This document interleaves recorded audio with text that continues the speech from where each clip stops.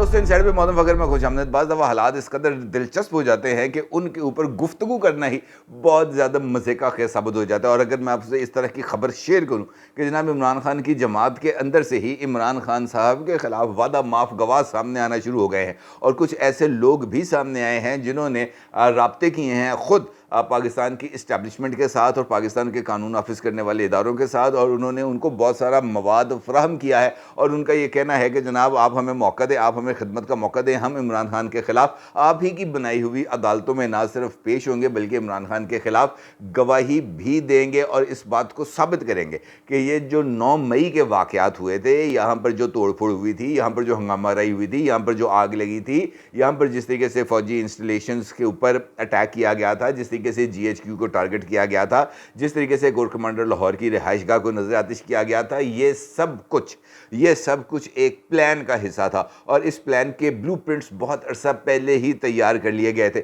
ना सिर्फ ये ब्लूप्रिंट्स तैयार कर लिए गए थे बल्कि अब इसके साथ कुछ और शवाहिद भी सामने आ गए हैं जिन्होंने इस पूरे के पूरे नेक्सस को खोल के रख दिया है। और आप यकीनी तौर पर जानना चाहेंगे कि जनाब ये जो बात सामने आ रही है वादा माफ गवाह बनने वाली, इसके पीछे लॉजिक क्या है और वो कौन से लोग हैं जो इमरान खान साहब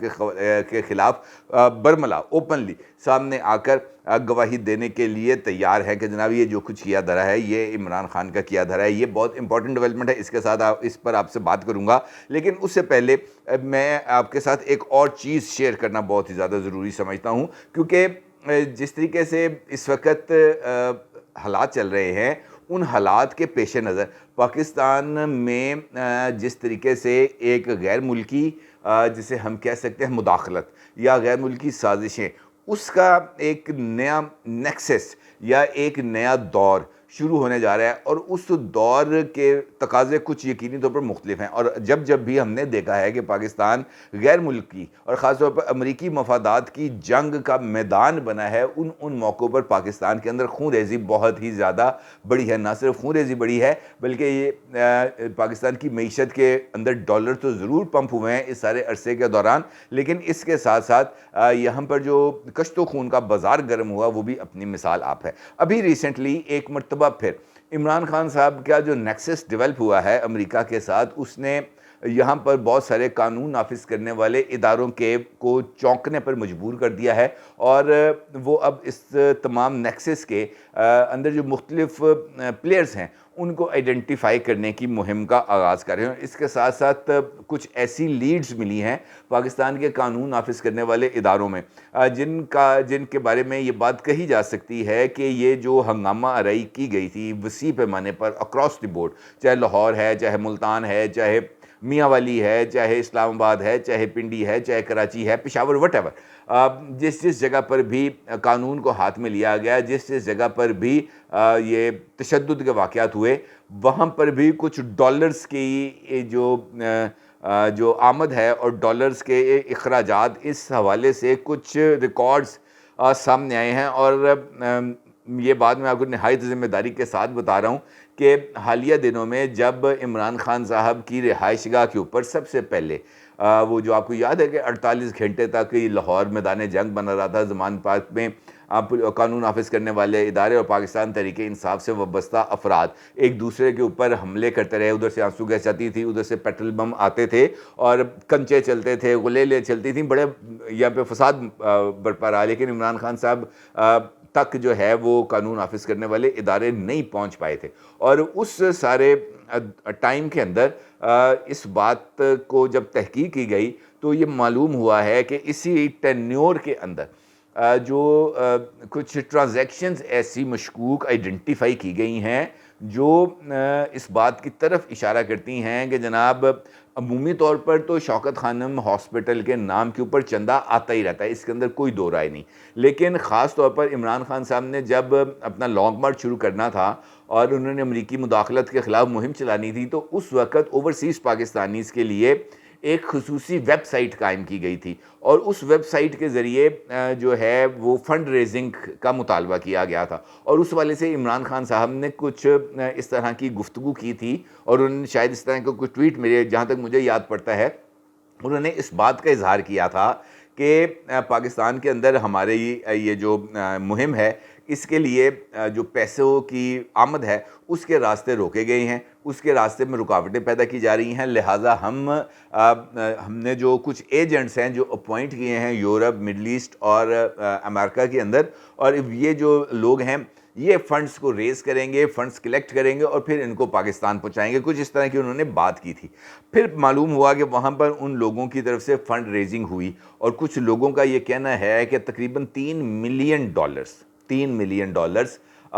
जो इकट्ठे किए गए एक ख़ास वेबसाइट के नाम के ऊपर, जो इमरान खान साहब की जमात के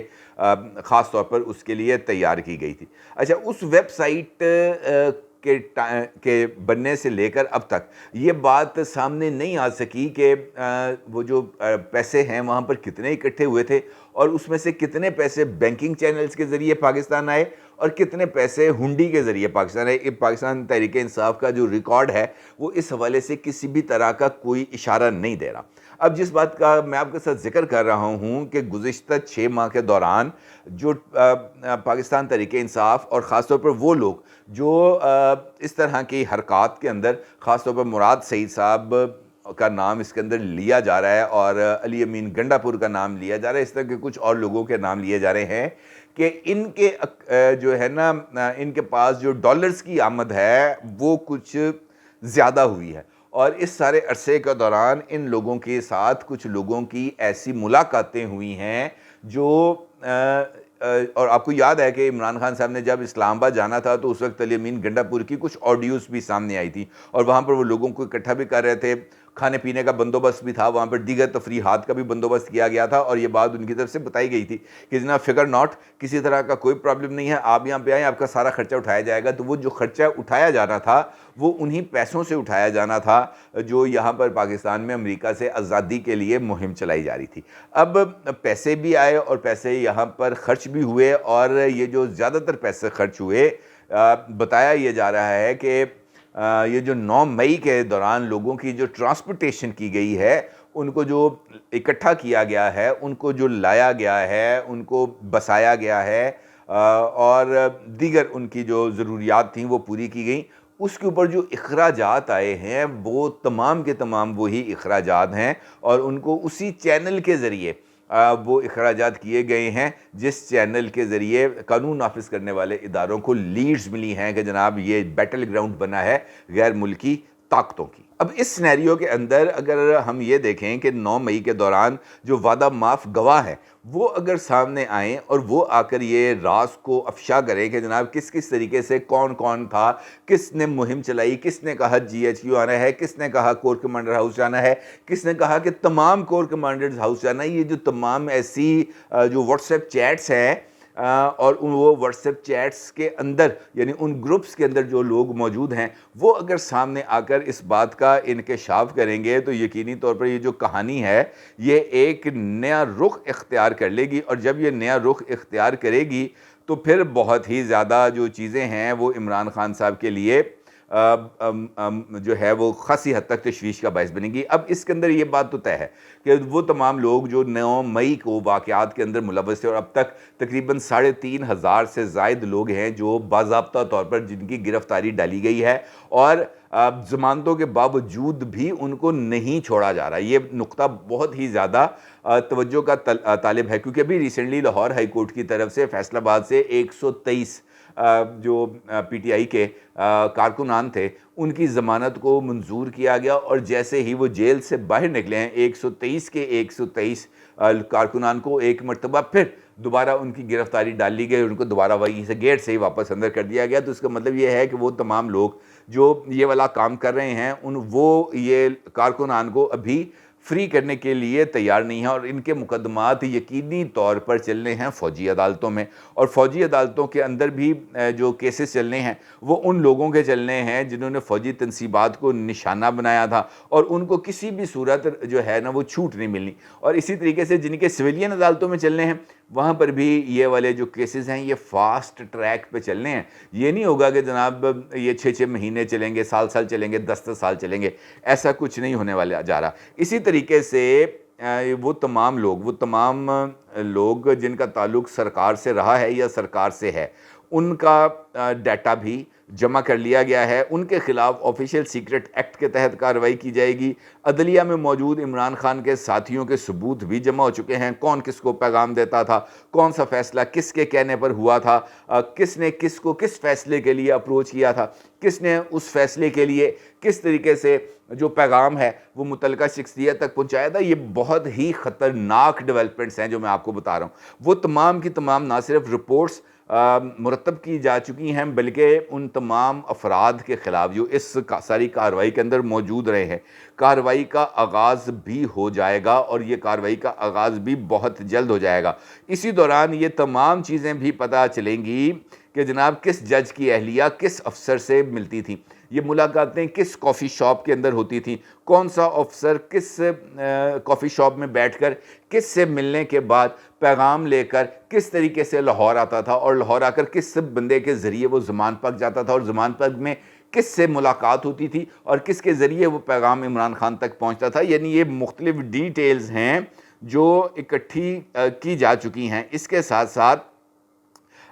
ये बात भी सामने आ रही है कि इमरान खान साहब ने जब उनको गिरफ्तार कर लिया गया था, वो नैब की कस्टडी में थे,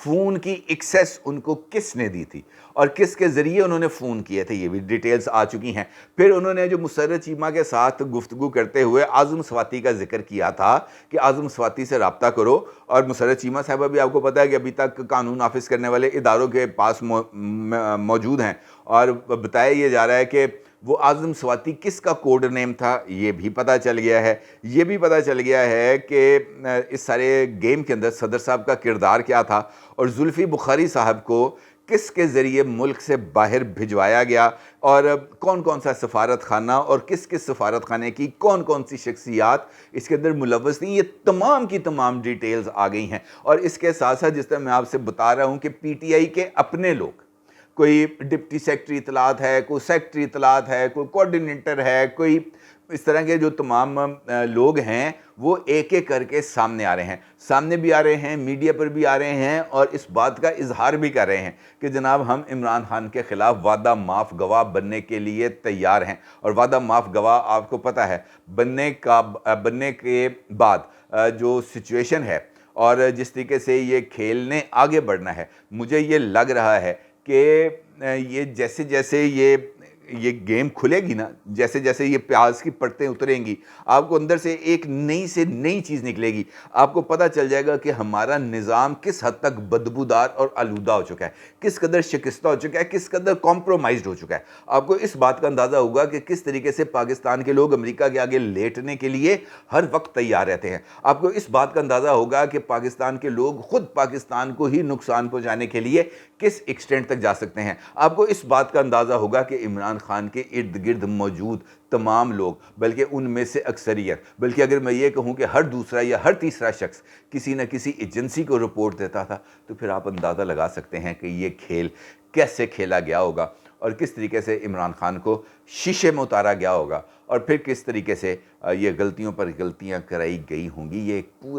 पूरा खौफनाक विशिष्ट साइकिल है जो आहिस्ता आहिस्ता मेरा ख्याल है कि अनफोल्ड होगा और कुछ चीज़ें सामने आ रही हैं, कुछ चीज़ें और आपके सामने आएंगी। और अल्लाह करे को ऐसा टाइम भी आए कि ये जो बातें मैंने भी आपको ढके छुपे अंदाज में बताई हैं, कुछ ऐसा हो कि वो तमाम लोग, उनके नाम, पते, तमाम चीज़ें आपके साथ शेयर करूं। शायद वो वक्त कुछ ज़्यादा दूर नहीं है, शायद कि 2-4 दिन के अंदर ये तमाम चीज़ें आपके साथ शेयर की जा सके। अब निराग ज़रूर इज़हार कीजिएगा। आपका बहुत शुक्रिया। अल्लाह हाफ़िज़।